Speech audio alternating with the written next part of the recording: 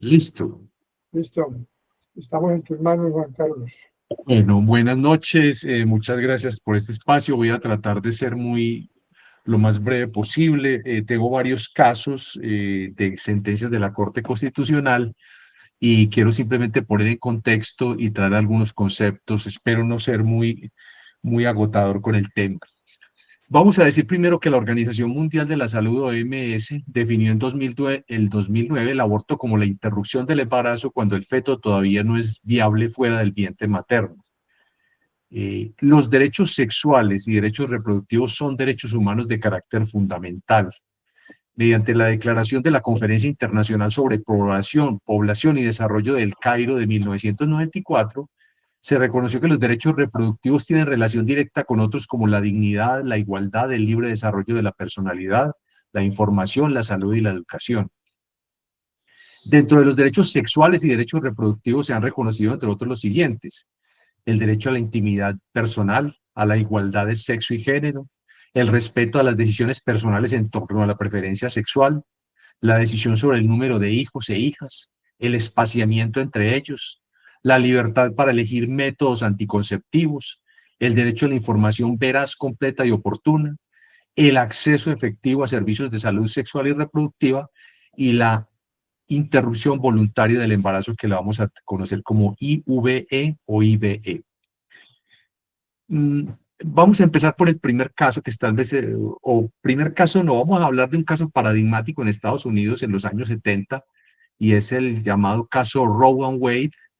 En 1970, una mujer llamada Norma McCorvey, conocida en la demanda con el seudónimo de Jane Roe, tenía 5 meses de embarazo de su tercer hijo y quería realizarse un aborto, pero vivía en Texas, donde el aborto era ilegal, excepto cuando era necesario para salvar la vida de la madre. Dos abogadas de Dallas, Sarah Weddington y Linda Coffey, la representaron ante un tribunal federal de Estados Unidos contra el fiscal del distrito local Henry Wade, alegando que las leyes de Texas sobre el aborto eran inconstitucionales. En enero de 1973, el Tribunal Supremo emitió una decisión de 7-2, es decir, recordemos que la Corte Suprema de los Estados Unidos tiene 9 integrantes, y se vota por mayoría las decisiones, en la que se dictaminaba que la cláusula del debido proceso de la 14ª enmienda de la Constitución de los Estados Unidos proporciona un derecho a la intimidad que protege el derecho de una mujer embarazada a elegir si quiere o no abortar. También dictaminó que ese derecho no es absoluto y que debe sopesarse con los intereses del gobierno en la protección de la salud de la mujer y la protección de la vida prenatal. Juan Carlos, dame un segundo. Yo quiero hacer el pase a Glorinés, que es la persona que está haciendo el hosting. Yo no lo hice. Entonces, Glorinés, estamos contigo también. Y aprovecho para preguntar si hacemos preguntas al final o si interrumpimos. Yo creo que sería bueno las preguntas al final para evitar interrupciones y para agilizar el proceso. No hay ningún Ok, problema, Héctor Darío. ok. Bueno, la Corte resolvió vinculando la regulación del estatal del aborto a los 3 trimestres del embarazo. Hace muy brevemente. El primer trimestre del embarazo, el gobierno no puede interferir en la decisión, excepto para insistir en que lo realice un médico autorizado. Repito, estamos en el caso Roe and Wade, no estoy hablando de Colombia, sino en Estados Unidos. Segundo trimestre del embarazo, el gobierno puede regular el aborto solo de manera que se proponga preservar y proteger la salud de la mujer. El tercer trimestre del embarazo, el gobierno puede regular o también prohibir el aborto para proteger la vida del feto, a menos que este sea necesario para preservar la vida o la salud de la mujer. Efectos inmediatos del caso Roe and Wade. La legislación existente sobre el aborto en 49 estados y en el Distrito de Columbia no tenía validez legal. Sentó un precedente que afectó a más de 30 casos posteriores de la Corte Suprema relacionados con las restricciones en el acceso al aborto.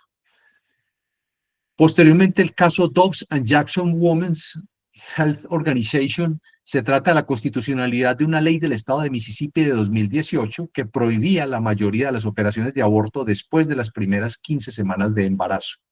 El 24 de junio de 2022, la Corte Suprema de los Estados Unidos sostuvo que la Constitución de este país no contempla ningún derecho al aborto y que los estados tenían poder para prohibir o regular el aborto. En otras palabras, anuló el caso o la sentencia del caso Roe and Wade. O sea, volvimos a la posibilidad de que los estados prohíban el aborto.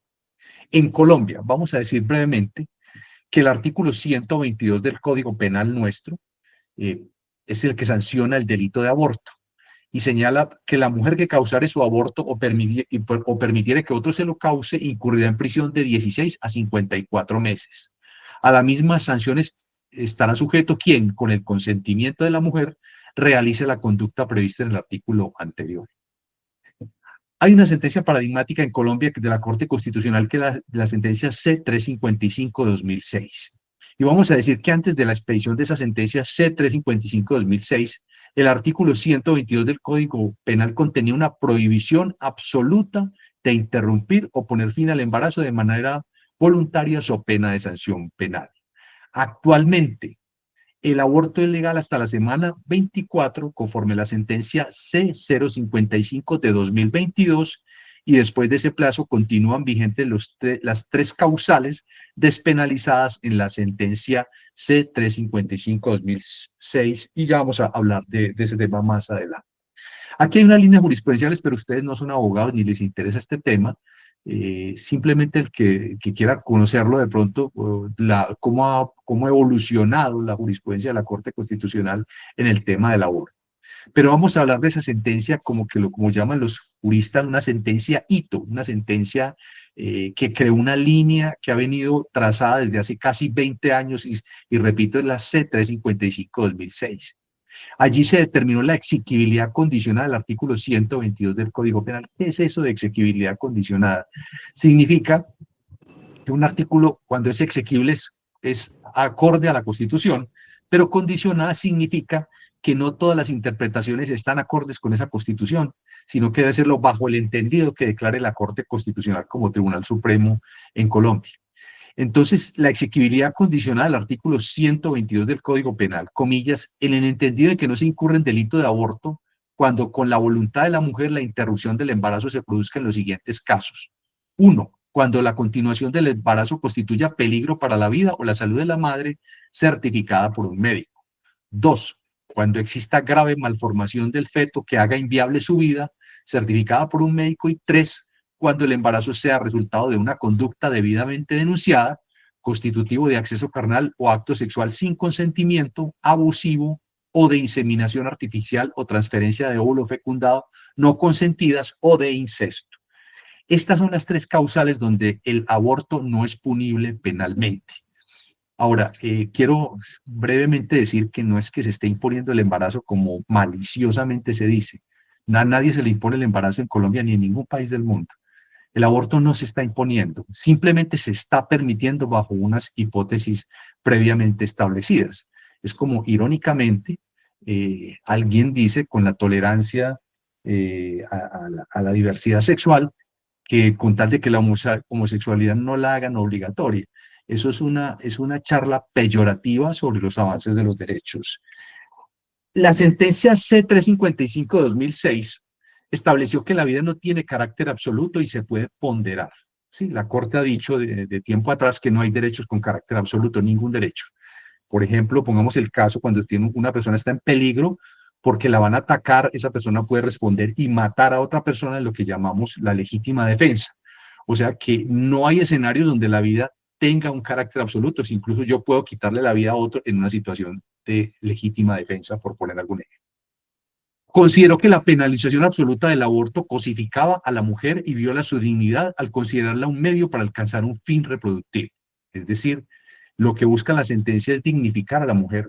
Algunos dirán que no, pero por lo menos desde la óptica de la Corte que yo comparto, sí la dignifica porque no convierte a la mujer en un medio para lograr un fin. Esto es, no está cosificando a la mujer como se dice allí.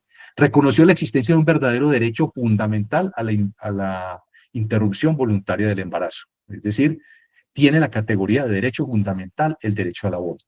La Corte sostuvo, comillas, una regulación penal que sancione el aborto en todos los supuestos significa la anulación de los derechos fundamentales de la mujer y en esa medida supone desconocer completamente su dignidad y reducirla a un mero receptáculo de la vida en gestación, carente de derechos o de intereses constitucionalmente relevantes que ameriten protección.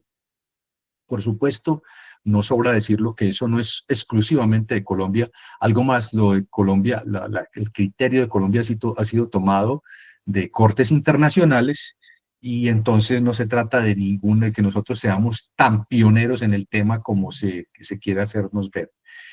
Eventos en los cuales está amenazada la salud y la vida de la mujer gestante. Dijo la Corte, comillas, resulta a todas luces excesivo exigir el sacrificio de la vida ya formada por la protección de la vida en formación. En efecto, si la sanción penal del aborto se funda en el presupuesto de la preeminencia del bien jurídico de la vida en gestación sobre otros bienes constitucionales en juego, en esa hipótesis concreta no hay ni siquiera equivalencia entre el derecho no solo a la vida, sino también a la salud propia de la mujer respecto de la salvaguarda del embrión. Cierro comillas. Esta hipótesis no cobija exclusivamente la afectación de la salud física de la mujer gestante, sino también aquellos casos en los cuales resulta afectada su salud mental. Esa es otra muy importante apreciación. El tema de la salud mental empezó a ser un ingrediente fundamental en el tema del aborto. La existencia de malformaciones del feto certificadas médicamente. Al respecto de certificadas médicamente se le hace una objeción y se dice pues que cualquier médico podría certificar algo falso. A mí me parece que eso es despectivo, porque entonces toda certificación, no solo estas sobre la formación del feto, sino cualquiera, que usted se graduó en una universidad, que usted terminó estudios, que usted laboró en tal parte, podrían ser falsificadas. Entonces es una cosificación y desde luego puede presentarse, pero eso no quiere decir que porque puede haber una falsificación, entonces no se pueda certificar la malformación. Se trata de malformaciones que por su gravedad hacen que el feto sea inviable. Ante la situación de una vida inviable, prevalecen los derechos de la mujer, dice la Corte Constitucional. Obligar a la madre, bajo la amenaza de una sanción penal, a llevar a término un embarazo de esta naturaleza significa someterla a tratos crueles, inhumanos y degradantes que afectan su intangibilidad moral, esto es, su derecho a la dignidad humana. Hay un concepto, una palabra que usamos en el lenguaje jurídico, y es el concepto de nasciturus. Ese concepto de nascitur es un término latino, es un latinajo, término jurídico que se refiere al ser humano que está en gestación y aún no ha nacido. Literalmente significa el que nacerá. Cuando el embarazo sea resultado de una conducta debidamente denunciada, constitutivo de acceso carnal o acto sexual sin consentimiento, abusivo o de inseminación artificial o transferencia de óvulo fecundado no consentidas o de incesto. En este caso, la prevalencia absoluta de la protección de la vida del nasciturus supone un total desconocimiento de la dignidad humana y del libre desarrollo de la personalidad de la mujer gestante, cuyo embarazo no es producto de una decisión libre y consentida, sino el resultado de conductas arbitrarias que desconocen su carácter de sujeto autónomo de derechos y que por esa misma razón están sancionadas penalmente en varios artículos del Código Penal. La sentencia C-355 de 2006 refiere que en la hipótesis de embarazo producto de una conducta constitutiva de acceso carnal o de acto sexual sin consentimiento, abusivo, de inseminación artificial o transferencia de óvulo fecundado no consentido, así como el incesto, la Corte indica que el único requisito que se puede exigir es que el hecho punible haya sido debidamente denunciado ante las autoridades competentes. Simplemente exige una denuncia penal.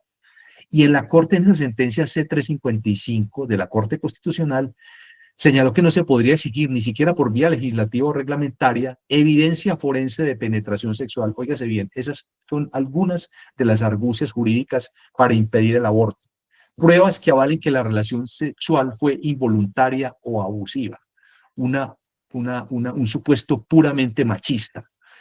Requerir que la violación se confirme a satisfacción del juez. D. Pedir que un oficial de la policía esté convencido de que la mujer fue víctima de una violación, o permiso, autorización o notificación bien del marido o de los padres. Esa sentencia C-355 continúa diciéndonos, y la resalto mucho por su trascendencia, como les digo, en los casos de que exista grave malformación del feto que haga inviable su vida o esté en peligro la vida y la salud integral de la mujer gestante, y ésta desee interrumpir la gestación, la Corte precisó que el único requisito que se puede exigir para su petición es un certificado médico. En la hipótesis de afectación de la salud mental de la madre, la Corte en la sentencia T388-2009 aclaró que el certificado debe ser expedido por un profesional de la psicología. Cada una de las hipótesis despenalizadas tiene carácter autónomo e independiente, esas tres hipótesis. Y por lo tanto no se podrá, por ejemplo, exigir para el caso de la violación o del incesto que además la vida o salud de la madre se encuentre en peligro o que se trate de un efecto inviable o viceversa. Es decir, una de las argucias, por decirlo de alguna manera, para impedir el aborto es mezclar o exigir dos o tres de esas hipótesis, y la Corte fue muy clara en la sentencia C-355-2006 diciendo que basta que se configure una de ellas para que se pueda acceder al aborto. Vamos a empezar por la casuística y vamos a referir una sentencia también muy interesante, la sentencia T-988 de 2007. Cuando hablemos de sentencias T de la Corte Constitucional, nos estamos refiriendo, como ustedes bien lo saben, a la tutela. Y el caso brevemente relacionado es el siguiente. La actora es madre de AA, de 24 años de edad, quien padece de parálisis cerebral y es cuadraplégica, quien resultó en estado de embarazo. Luego de la respectiva denuncia penal y el informe técnico médico-legal, elevó petición a la EPS, a su EPS, con el fin de que se le brindara atención integral a AA y se le practicara de forma inmediata el procedimiento quirúrgico necesario para la interrupción del embarazo. La EPS exigió la existencia de sentencia de interdicción judicial, vale decir, eh, la interdicción judicial es una decisión de un juez donde dice que una persona no puede valerse por sí misma, para hablarlo en términos muy simples, muy sencillos, no muy jurídicos, por supuesto, y el examen psicológico para constatar que el acceso carnal no fue consentido. Esto dilató injustificadamente la práctica del aborto y desconoció la ratio decidendi o razón para decidir de la sentencia C-355-2006. Vemos cómo las CPS constantemente están exigiendo requisitos, y no solo en esta materia, sino en todas, para escamotear los derechos de las personas. El problema jurídico que se trató en esa sentencia T-988-2007 de la Corte Constitucional desconoce una EPS los derechos al amparo especial que le confiere el ordenamiento constitucional a las personas discapacitadas, así como la protección de la dignidad humana, cuando se niega a practicar de manera pronta y urgente una cirugía tendiente a interrumpir el embarazo de una mujer cuya discapacidad es un hecho notorio, en este caso limitaciones físicas, psíquicas y sensoriales que le impiden manifestar su consentimiento de manera libre y directa, quien fue víctima de abuso carnal sin consentimiento y abusivo. Dice Perdón, la Corte que doctor, sí, perdón, doctor, para la tenemos aquí a Juan Francisco que nos levantó la mano. Quería solamente hacer una pregunta en la diapositiva anterior. Me imagino que el doctor Felipe lo sí, va a abordar, pero como hay personas de otras disciplinas, como la interdicción cambió en la ley en términos de la sí. interdicción judicial del 2006, pues era muy válida, pero eso cambió, no sé si fue en el 17, el 18, lo sé por cuestiones familiares, que eso cambió y no se pudo la gente ser interdictada de ahí en adelante, sino que era una situación que el cuidador directo se encargaba, independiente de la situación mental del paciente. ¿Eso cómo cambia con esa sentencia? Eso cambia en el sentido de que hoy en día, con la llamada ley de apoyos, ya no se necesita una interdicción judicial, porque yo la verdad no soy especialista en derecho de familia, pero lo que sí sucede es que se debe pedir, es decir, la regla general es la capacidad de las personas. Y lo que hace esa ley de apoyos es, como su nombre lo dice, designar por el juez un apoyo a esa persona en la realización de sus diferentes actividades. Entonces, de verdad, no es que marque mucha diferencia en este tema del aborto, ¿no es cierto? Puede ser a través de una persona que esté encargada de brindar el apoyo a esa persona con discapacidad y que de pronto puede sufrir una violación. Entonces, Perfecto. ante la ley de apoyo lo que hace es agilizar. La mamá de Sí, A es el apoyo, es la persona que se encarga en la colateralidad con la interdicción. ¿Sí? Sería la mamá la de ley de apoyo, ¿correcto? Podría ser, o en caso de falta de la madre o de los padres, por ejemplo, que no, un hermano puede ser también. Es decir, Ok, hay varias opciones, ¿no? Correcto, de acuerdo a, por ejemplo, hermanos inválidos, hermanos incapaces, ya han fallecido los padres y se les designa ese apoyo a otra persona, ¿no es cierto? Incluso puede ser fuera de la familia, pero pues eso ya es un tema de derecho de familia del cual la verdad no soy no, muy no, de experto acuerdo, en la de materia. acuerdo, de acuerdo. Bueno, Muchas gracias, doctor Felipe. bueno. Yo soy Juan Carlos, bueno, mi hijo se llama Felipe, pero Ay, Juan mi nombre es Carlos, Juan Juan Carlos, Carlos, Juan Juan Carlos, Carlos. pero bueno, no hay problema, doctor. Para la procedencia de la interrupción voluntaria del embarazo, cuando el embarazo es resultado de acceso carnal violento, no consentido o abusivo, solo se requiere que el hecho punible haya sido denunciado ante las autoridades competentes. Eso busca una protección reforzada a las personas discapacitadas. Hay una carencia actual de objeto. Es decir, se solucionó la situación, eso significa la carencia actual de objeto antes del fallo, entonces no hubo problema. Otra sentencia paradigmática es la T-209 del 2008. La accionante reclama el amparo de los derechos fundamentales de su hija de 13 años de edad al no haberse atendido la solicitud de interrupción del embarazo de esta, pese a haber afirmado que es fruto de un acceso carnal violento y haber presentado la denuncia penal correspondiente. Manifiesta que su caso se enmarca dentro de una de las tres situaciones previstas en la sentencia C-355-2006.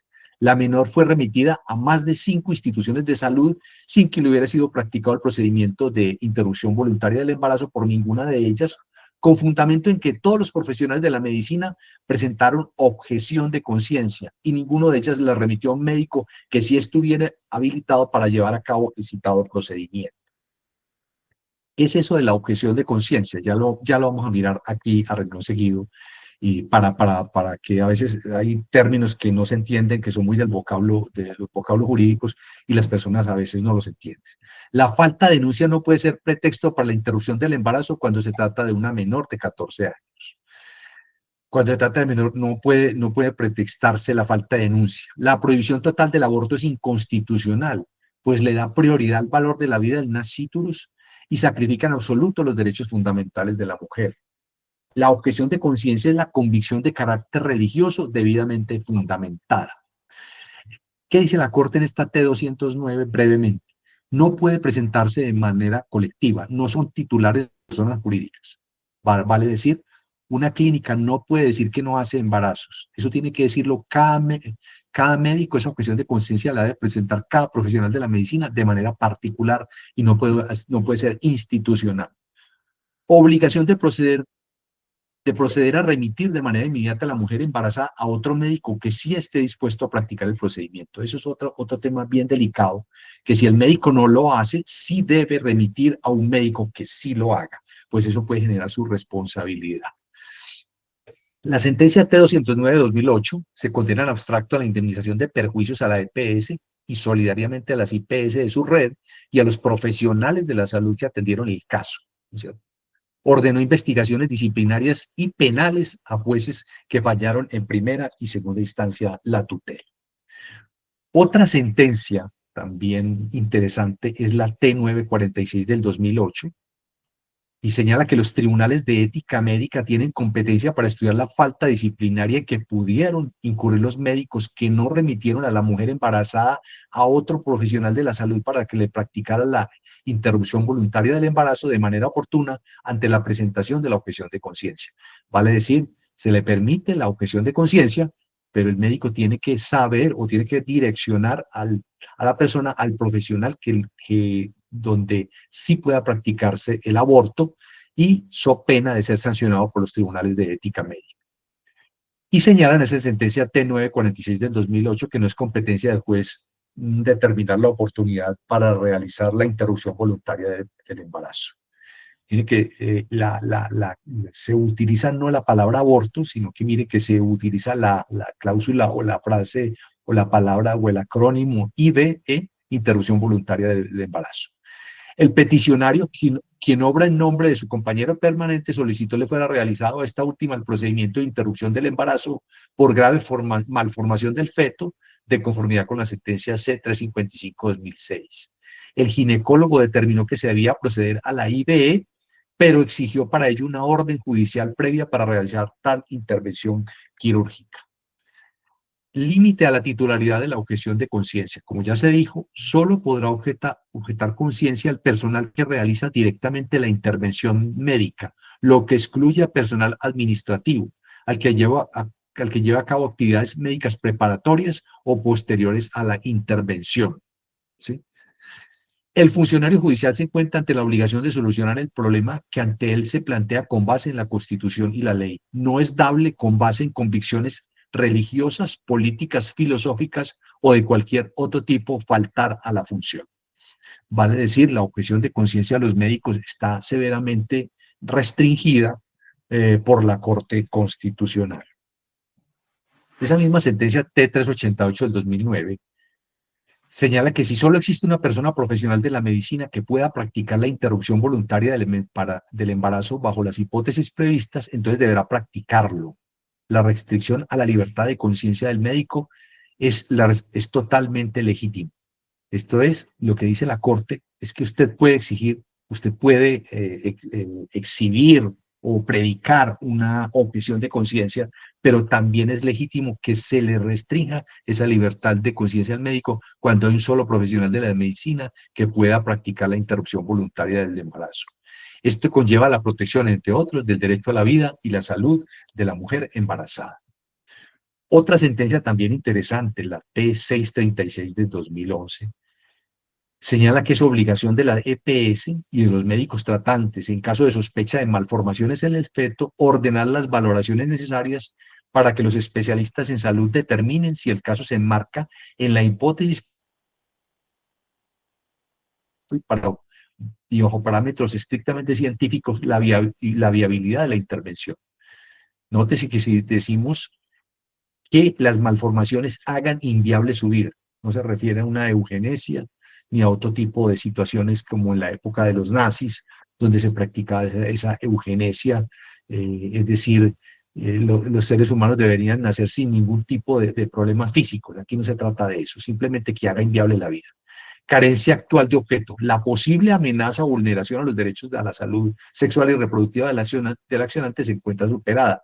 La información que le brindaron los médicos tratantes sobre posibles malformaciones del feto no persiste actualmente, así que el proceso de gestación continuó y no hay ningún indicio de que la EPS le haya negado los servicios de salud requeridos en su condición. Menos mal, en este caso es uno donde no habían las posibles malformaciones del feto y no hubo ningún problema en ese sentido. En la sentencia T841-2011, una menor de 12 años embarazada producto de la relación con su novio de 16 años. Esta menor padecía depresión e intentó suicidarse. La EPS niega la interrupción voluntaria del embarazo porque el certificado no era de un médico de la EPS y la edad gestacional, 18 semanas, ponía en riesgo la salud de la gestante.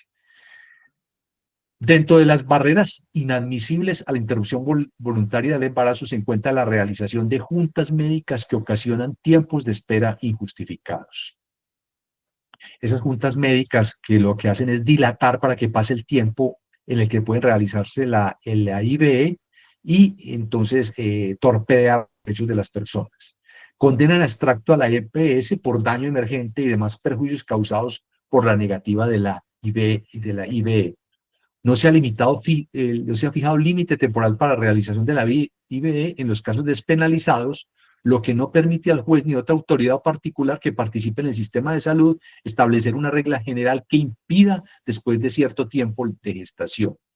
El derecho a la IVE faculta a las mujeres gestantes a exigir, entre otras cosas, la expedición oportuna de certificado médico para proceder a la misma. Otra sentencia, y vamos rápidamente porque son varias y quiero abarcarlas a la mayor brevedad posible, es la sentencia T532 del 2014, y el problema jurídico que allí se planteó era las entidades accionadas vulneran los derechos fundamentales a la dignidad humana, a la vida, a la igualdad, a la seguridad social y a la salud de la señora CAM al no haberle garantizado el acceso al servicio de IVE a pesar del concepto médico afectación de su salud mental. No hubo vulneración de derechos fundamentales. Ante la existencia de criterios médicos que desaconsejaban la práctica de la IVE, la EPS accionada no tenía más opciones que, como lo hizo, buscar la opinión de otros profesionales sobre esta materia. Y en tanto todos los consultados coincidieron en negar la realización del procedimiento, no había lugar a exigir legalmente su práctica. Para que expida la regulación referente a, entonces insta al Congreso, lo que el Congreso nuestro no ha querido en materia de eutanasia, en materia de aborto. El Congreso de Colombia no ha sido reacio a legislar sobre la materia y parece que nunca lo va a hacer. Entonces insta al Congreso para que expida una regulación. Primero, el establecimiento de un término máximo para el estudio, para el trámite de estudio y aprobación de las solicitudes de IVE que se formulen ante empresas promotoras de salud, y la definición de si hay lugar a prever la existencia de una limitación temporal para la práctica de este tipo de procedimientos. Quiere decir lo anterior, que efectivamente el aborto, la interrupción voluntaria del embarazo, debería ser regulada por el Congreso de la República, que es nuestro representante democrático. Pero volvemos a decir que llevamos muchos años con proyectos de ley que ni siquiera pasan el primer debate, porque es un tema políticamente muy fuerte, y en un país tan conservador como el nuestro eso generaría muchas antipatías. Entonces ha tenido que ser a través de las sentencias de la Corte que desafortunadamente se regule, cuando ha debido ser el Congreso de la República, como ya lo digo.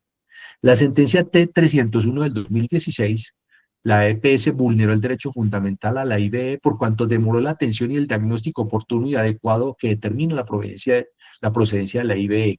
Esto, sumado a la falta de protocolos integrales, obligó a Rosa a iniciar el proceso de solicitud de IVE varias veces. No dispuso de red de prestadores para prestar el servicio de IVE, y no cumplió con el deber de identificar de antemano su red de prestadores, violando la obligación de disponibilidad. Se reitera la obligación de las EPS de contar con su red de prestadores capacitados para la realización del aborto en cualquiera de las etapas del embarazo. Eso es contar con red prestadora capacitados para la realización del aborto. Sentencia T-301 de 2016. Otra sentencia también paradigmática es la T-731 del 2016, una menor de edad que soportó por tiempo inusual y necesariamente prolongado depresión y angustia inherentes a su estado y el impacto de la decisión que se disponía a llevar a cabo. El avanzado estado de su gestación permitió que más personas de su entorno se enteraran de lo sucedido y por ello mismo censuraran aún más su determinación, lo que la llevó a sufrir acciones de rechazo y reprobación. El Instituto Colombiano de Bienestar Familiar, ICBF, se encuentra en la obligación de proporcionar a las niñas y adolescentes que solicitan la interrupción voluntaria del embarazo información y asesoría preventiva y complementaria. En efecto, las actuaciones del ICBF resultaban inoportunas y, peor aún, se orientaron principalmente a disuadir a la menor de su intención. La tutela interpuesta por la Defensora del Pueblo a nombre de niña de 14 años de edad embarazada, víctima de violencia sexual, contra la Registraduría Nacional del Estado Civil, la Secretaría Departamental de Arauca y el Instituto Colombiano de Bienestar Familiar, con el fin de asegurar que la niña recibiera toda la información necesaria para ejercer su derecho a la interrupción voluntaria del embarazo de manera autónoma. La menor solicitó inicialmente la IVE. Durante el proceso de restablecimiento de derechos, manifestó que deseaba continuar con su embarazo y se iniciaron los trámites necesarios para restablecer sus vínculos familiares con su madre, quien residía en Venezuela. Enfatizan el deber de las entidades de mejorar en los protocolos de atención en los casos de menores de edad que buscan acceder a su derecho a la IVE, en especial en lo que tiene que ver con el término de 5 días para la atención en IVE.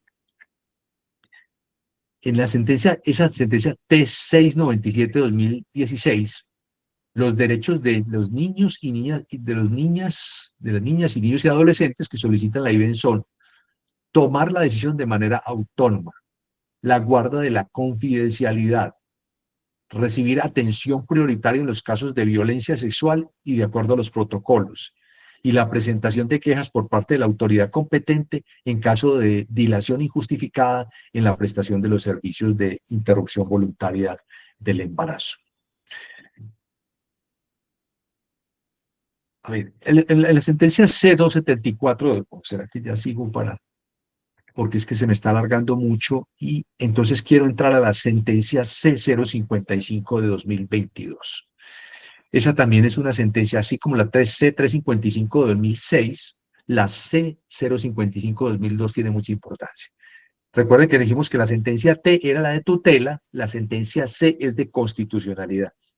Cuando se trata de una sentencia de constitucionalidad, no se analiza un caso concreto, sino que hay un cotejo meramente normativo entre una norma legal, por lo general, con la Constitución Política Colombiana. Eso se llama la primacía constitucional, donde la Constitución prevalece cualquier norma de carácter inferior. Entonces, en la sentencia C055 del 22, como problemas jurídicos, se determinó es determinar si, a pesar del condicionamiento de la sentencia C355 de 2006, la tipificación del delito de aborto con consentimiento en los términos del artículo 122 del Código Penal es contraria a la obligación de respeto a la salud y a los derechos reproductivos de las mujeres, las niñas y las personas gestantes, y si desconoce el derecho a la igualdad de las mujeres en situación de vulnerabilidad y en situación irregular.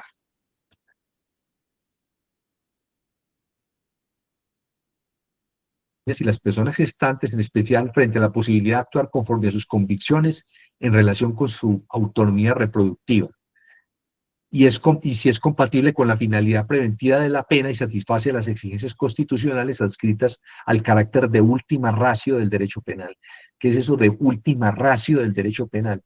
Significa que cuando uno acude al derecho penal, como es un derecho punitivo por excelencia, es el derecho criminal por excelencia, debe ser lo último a lo que se debe acudir. Eso significa la última ratio. El fundamento para pronunciarse de fondo, la disposición demandada, se ha introducido en un nuevo contexto normativo de aseguramiento de la salud, que en eso contaba presente al momento en que se llevaba a cabo el debate del debate que culminó con la expedición de la sentencia C355-2006. Es decir, dijo la Corte, han pasado muchos cambios, han pasado 16 años desde que se expidió la sentencia 355 de 2006, lo que amerita un nuevo análisis, ¿sí? Y valorar el fin de prevención general de la pena relacionado con la falta de idoneidad de la disposición para proteger de manera eficaz la vida en gestación. Esto no es otra cosa que decir que los derechos de las personas no se protegen solo metiendo a la cárcel a las personas, sino que tiene que haber otros medios idóneos para ello. Bueno, y se presentó un conflicto entre la protección de la vida en gestación y los derechos a la salud, los derechos reproductivos, la igualdad de las mujeres en situación de vulnerabilidad y la situación migratoria irregular, caso de las venezolanas. No quiero decir que sean las únicas, por supuesto, ni más faltaba, no quiero decir ni estigmatizar a nadie, y no me gustan las estigmatizaciones, pero se ha presentado, es donde hay un grupo poblacional alto que se presenta. También ha habido situaciones de haitianos, de africanos en situación, que se han presentado ese tipo de situaciones. La prevención de la general de la pena, bueno, y la última ratio. La protección de la vida en gestación es una finalidad constitucional imperiosa, eso dijo la Corte. La jurisprudencia constitucional e interamericana, hago de énfasis en interamericana, no solo de Colombia, han precisado que la vida es un bien jurídico que se debe proteger en todas las etapas de su desarrollo, pero no necesariamente con la misma intensidad. De allí que la protección de la vida en gestación como finalidad constitucional imperiosa, incluso mediante el derecho penal, también debe ser gradual e incremental según la etapa del desarrollo del embarazo. Recuerdo un caso de una niña en Salvador que abortó y, si mal no recuerdo, le impusieron 30 años de cárcel. De verdad que, si bien el derecho penal, y necesitamos el derecho penal, es de verdad abrumador, excesivo, arbitrario con una mujer, someterla a una pena de 30 años por un aborto, de verdad. Y incluso si no fueran las hipótesis establecidas legalmente o cualquier otra, de todos modos es una pena exagerada, donde se ve el talante religioso del derecho, donde el derecho no debe estar impregnado de ese tipo de creencias, cuando, por ejemplo, en el caso nuestro es un Estado laico. El carácter fundamental de los derechos reproductivos se concreta en dos garantías: la autodeterminación reproductiva, el acceso a los servicios de salud reproductiva. La jurisprudencia constitucional ha precisado que la IVE no se limita a la realización de un procedimiento médico, sino también supone componentes básicos de información, accesibilidad y disponibilidad en los servicios por parte de las EPS. Determinantes del aborto inseguro y barreras de acceso para la atención de la interrupción voluntaria del embarazo en mujeres colombianas.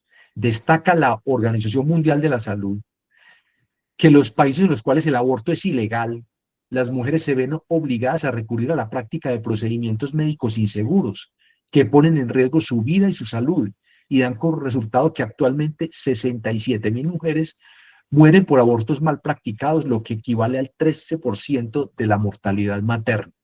Cada año, un total de 132.000 mujeres sufren complicaciones debidas al aborto inducido, practicado en condiciones clandestinas y probablemente inseguras, a pesar de existir una legislación que despenaliza parcialmente el aborto. El Comité de Derechos Económicos, Sociales y Culturales recomendó a los estados parte derogar las disposiciones jurídicas que inducen la violencia basada en género, entre las que se encuentra expresamente aquellas que penalizan el aborto. El Comité de los Derechos de las Personas con Discapacidad señaló que con el fin de respetar la igualdad de género y los derechos de discapacidad de conformidad con los convenios CEDAW y CDPD, los estados parte deben despenalizar el aborto en todas las circunstancias y legalizarlo de una manera que respete plenamente la autonomía de las mujeres, incluidas las mujeres con discapacidad. O sea, hay una mujer con discapacidad y encima de eso es violada, por ejemplo, y encima de eso, si aborta, le agregan una sanción de tipo punitivo, lo cual va contra la dignidad humana. Cifras sobre procesos penales por el delito de aborto consentida, aportadas al proceso por Profamilia, revelan que el 75% de las condenas fueron impuestas a mujeres mayores de edad, en su mayoría en condiciones de vulnerabilidad por su origen rural, su situación de pobreza o su condición de inmigrantes irregulares. En Bogotá, el 85% de las entradas de aborto al sistema penal son de mujeres pertenecientes a estratos 1, 2 y 3. Es decir, son las mujeres más vulnerables a quienes más afecta la persecución penal del delito de aborto. Mire cómo hasta en los delitos hay una estratificación. Son las mujeres más vulnerables y más pobres las que son sancionadas penalmente. Mantener la actual tipificación del aborto consentido y, por tanto, utilizar el derecho penal como prima ratio o como primera razón expone a las mujeres a una de las principales causas de muerte materna. Vale decir, penalizar el aborto conlleva al aborto clandestino y ello a su vez a la muerte de muchas mujeres. El artículo 122 del Código Penal, en el actual contexto normativo en que se inserta, entra en fuerte tensión con el derecho a la igualdad de las mujeres en situación de vulnerabilidad y en situación migratoria irregular. Sancionar de forma categórica y sin alternativas a quienes accedan a la interrupción voluntaria del embarazo, incluso en las primeras semanas, representa una seria injerencia del Estado en el disfrute del derecho a la salud, la cual incrementa el riesgo de abortos inseguros. Dicha práctica constituye un grave problema de salud pública. La decisión de asumir o no la maternidad es un asunto íntimo y estrechamente vinculado al sistema de valores personales y de convicciones éticas y religiosas de quien puede gestar. Constituye una de las principales expresiones de la naturaleza humana y tanto quienes deciden hacerlo como quienes no lo hacen ejercen su libertad sexual y reproductiva y en ello ponen en práctica su sistema individual de creencias y valores. Todo esto que vengo diciendo son palabras de la Corte Constitucional colombiana. La protección de la vida en gestación por medio de la penalización del aborto consentido, en los términos que actualmente lo contempla el artículo 122 del Código Penal, no ha tenido una incidencia relevante en la disminución de la práctica de los abortos consentidos y, por el contrario, ha inducido a su práctica de manera insegura y clandestina. Lo que está diciendo el Corte es que penalizar el aborto no ha disuadido a la gente de dejar de practicarse el aborto, sino que ha acudido al aborto clandestino con las graves consecuencias que para ello se genera. Ya voy a acabar porque yo sé que ya está muy larga la exposición. ¿Por qué la semana 24 de gestación? A partir de la semana 24 de gestación se acredita una mayor probabilidad de vida autónoma extrauterina. Se incrementa la necesidad de una protección cualificada de la vida en gestación, incluso por la vía penal. La vida del nasciturus es un bien protegido bien protegido por el ordenamiento constitucional y por lo tanto las decisiones que adopte la mujer embarazada sobre la interrupción de la vida en gestación trascienden de la esfera de su autonomía privada e interesan al Estado y al legislador. Y ya por último, vamos a hablar de un caso Morgenthaler versus The Queen. La Corte Suprema de Justicia de Canadá estudió la constitucionalidad de la sección 251 del Código Penal que tipifica el delito de aborto con consentimiento, excepto en los casos de peligro para la vida o la salud de la madre, siempre que en este último supuesto existiera certificación médica de un hospital acreditado. La Corte declaró inconstitucional la disposición y liberalizó la práctica del aborto voluntario por considerar que era contraria a la seguridad personal, al exponer a las mujeres a daños en su integridad física y psicológica por la inoperancia del procedimiento administrativo, y expuso que la solución no podría ser eliminar la opción del procedimiento, en razón a que ello implicaría una protección desproporcionada para el embrión o feto y el desconocimiento total de los derechos de la mujer, motivo por el cual determinó que sería el legislador el que debía regular el asunto atendiendo los criterios definidos en la citada providencia. Eso es todo, estimado Héctor. Muchas gracias.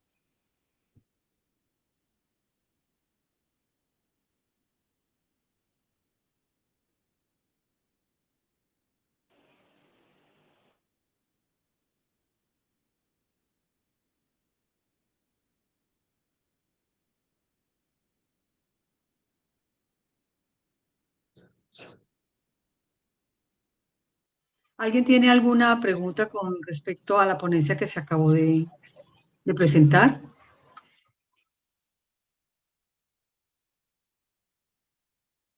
Entonces, damos paso a la doctora Yo tengo una Lina. pregunta, Gloria. Dime. Para mí es clarísimo que el Estado no está promoviendo el aborto, pero simplemente le está otorgando el derecho a las personas de hacerlo.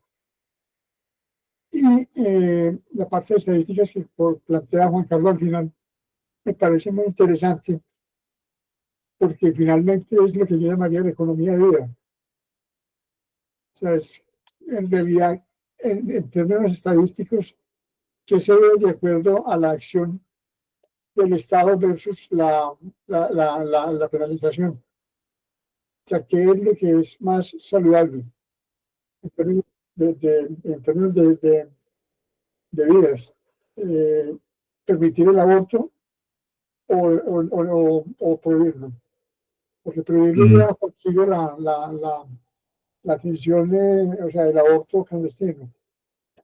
Héctor Darío, antes de que pueda haber alguna intervención, pues todas las respuestas en términos absolutos me parecen delicadas. Decir que permitir el aborto total tampoco es una solución, eso tampoco puede quedar de esa manera. Pero también las restricciones muy punitivas, totalmente punitivas, tampoco son respuesta a ese problema. Lo que están revelando las estadísticas, desafortunadamente, y las doctoras aquí, la doctora Lina debe saber del tema, es el aborto clandestino que hay en Colombia tan arraigado, y no sé si en Colombia, desafortunadamente que fuera Colombia, pues no habría problema, no sería tan grave. Es en Latinoamérica, el aborto clandestino está produciendo muchas muertes aún hoy, aún en julio de 2025. Es increíble las mujeres falleciendo todavía por la práctica del aborto clandestino. Entonces lo que tenemos que evitar es eso, y que la CPS, ustedes vieron a lo largo de toda esa exposición de todas las sentencias que ha habido, la CPS, como siempre, en su rol de entorpecer los derechos de la mujer para acceder al embarazo. ¿De qué manera? ¿De qué manera están haciendo? Prolongando los tiempos para que se le agote el tiempo a la mujer y no pueda acceder al embarazo. Es decir, es una práctica nociva e incluso, podemos decirlo de una vez, puede dar una demanda, darlo a una demanda de perjuicios. Me van a preguntar a usted, ¿es que tener un hijo es un perjuicio? Es un tema delicado, pero tener un hijo sí puede ser un perjuicio. No sé si ustedes han oído hablar del wrongful conception, me parece que es la anticoncepción fallida, cuando las personas se hacen ligadura de trompas, pues porque es una libre decisión de no tener hijos y sin embargo lo tienen, en Holanda y en otros países se ha presentado el fenómeno de demandas por esa situación, por tener un hijo. Juan Carlos, las 24 semanas son entonces para evitar las triquiñuelas que hacen las personas para ganar tiempo. A ver, lo que la Corte hizo fue prolongar el tiempo para permitir el embarazo, para evitar que lo que usted dice, las triquiñuelas de las EPS, para que el tiempo pase y ya no haya nada que hacer. Es como básicamente no hacerle el juego a esas EPS que simplemente dilatan juntas médicas, certificaciones, en fin, todo tipo de trabas para embarazos. Piénsese, por ejemplo, que hoy en día, quien lo creyera, los incestos siguen siendo en nuestra cultura algo terrible. Los abusos sexuales, ustedes vieran en materia penal, los delitos sexuales, adivinen en qué entorno se presentan. No es por En la agentes familia. externos, es por la misma familia, es por el mismo entorno. Lo que nos lleva a pensar que antes tenemos que protegernos desde nuestra propia familia, quien lo creyera, pero los delitos Sí. sexuales se dan en eso, en ese tipo de Yo entornos. quería hacer un paralelo muy importante con lo que ha ilustrado el doctor Juan Carlos. Ya lo tengo claro. Estaba un poco confundido al principio porque Es había por que mi hijo, Juan Carlos. ¿Cómo? mi hijo el que se llama Felipe, pero tranquilo, doctor, llámeme Felipe, no tengo ningún problema. Claro, no hay ningún problema, doctor Juan Carlos. No, quería hacer como un paralelo que estamos en pañales, y tú lo mencionaste en tu conferencia, que me pareció excelente. Me ilustró mucho situaciones que uno da por sentado que uno no es responsable y uno es el responsable en las decisiones. Y yo creo que el paralelo en algo que estamos en pañales es los procesos de eutanasia, de suicidio asistido que tú mencionaste, que de alguna manera pues le han hecho el quite desde los estrados más altos hasta los médicos a quienes se nos presentan los pacientes que la solicitan y que nosotros consideramos que no es pertinente, pero pues a veces es mucho una opinión médica más que un proceso completo de juntas. Y mira que tú has mostrado que en esta legislación las juntas sobran. Las juntas lo único que hacen es entorpecer el proceso para la mamá y para el feto en diferentes situaciones que ahora Lina nos va a contar. Entonces yo creo que es muy importante que esto que ustedes están presentando, que se delimita mucho a la salud reproductiva femenina, a los derechos de la mujer. Yo creo que hay un anillo concéntrico mucho más grande que probablemente podremos tratar más adelante como grupo, que son estas puentes rotos entre la legislación y la práctica clínica de la eutanasia en Colombia y de la muerte digna y todas estas cosas que muy pocas instituciones lo brindan y que todas las EPS le sacan el quite, como el doctor Juan Carlos lo mostró para lo del aborto. Entonces yo creo que ese es un tema que va a empezar a surgir y que le vamos a tener que trabajar mucho desde salud mental y desde la parte constitucional para que la cosa empiece a andar mejor para los pacientes que sí tienen derecho a estas terminaciones de su vida, bien sea por eutanasia, suicidio asistido u otras formas que podemos concretar en otras charlas más adelante. Solo quería hacer ese comentario adicional. Francisco, tenemos conversatorio de eutanasia del 2023, el número 7 con Juan Carlos. Está disponible en YouTube. Tuvimos también un conversatorio de eutanasia en abril del año pasado, doctor Juan Francisco, también muy interesante. Excelente. Entonces, de acuerdo. Bueno, muy bien. Antes de que empiece la doctora Lina, quiero hacer como un pequeño paréntesis. Estamos escuchando desde la parte legal y estoy escuchando desde la parte médica situaciones claras y contundentes a las que se puede pelear y hablar. Y aquí estamos sentados hablando sobre el aborto, sí, sí, no, sí, sí, sí. Pero hay una parte intermedia que es la que más me preocupa. Y la parte intermedia tiene que ver con qué estamos enseñando. Porque mientras que la parte jurídica lucha por darle derechos a las mujeres, por darles el sitio que merecen, por protegerlas, la parte médica, en este caso la psiquiátrica o la psicológica, lucha por tener esa mujer en una estructura mental adecuada, ¿sí?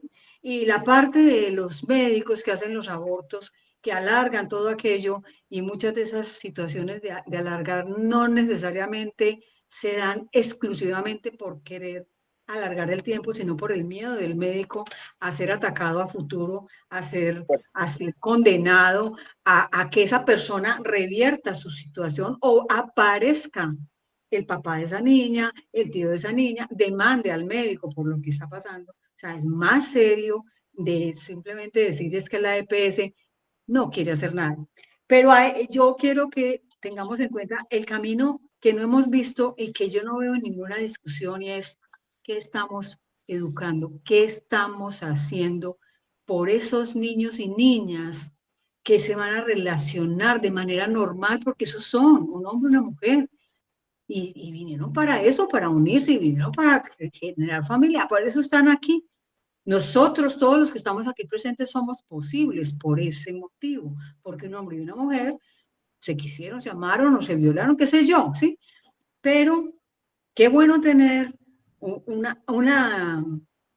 discusión o una ley que nos diga cómo vamos a educar a estos personajes. Yo ayer hablaba con un educador que tiene mucho que ver con la parte de la ruralidad, de la periferia, de donde se dan los peores casos, y no encontrábamos sino que una ignorancia tenaz, ¿sí? Sí. Una ignorancia crasa. Les dejo como esa inquietud de qué podemos hacer nosotros desde otra óptica, porque la ley hace todos sus esfuerzos, la psiquiatría hace todos sus esfuerzos, los otros médicos hacen todos sus esfuerzos, pero ¿qué está haciendo la educación por nuestros niños y niñas? Y si alguien tiene algo más que decir, entonces le cedo la palabra a la doctora Alina. Un segundo. Es el momento, los invito para la foto. Cámaras, acción, una sonrisa, 1, 2, 3. No, pero sí, sí entramos todos. Toca María peinar Silvia, la no. vaina. Peinando. Yo hoy caminé 22.517 kilómetros. Clara, Clara sí está por ahí, para que nos regalen una. Juan Alberto Guevara, bienvenido. Bueno, Andreina también está. Ahí está Piedad Cecilia. Es cierto, no para que quedemos en registro. Pues les agradezco mucho. Les agradezco mucho. Está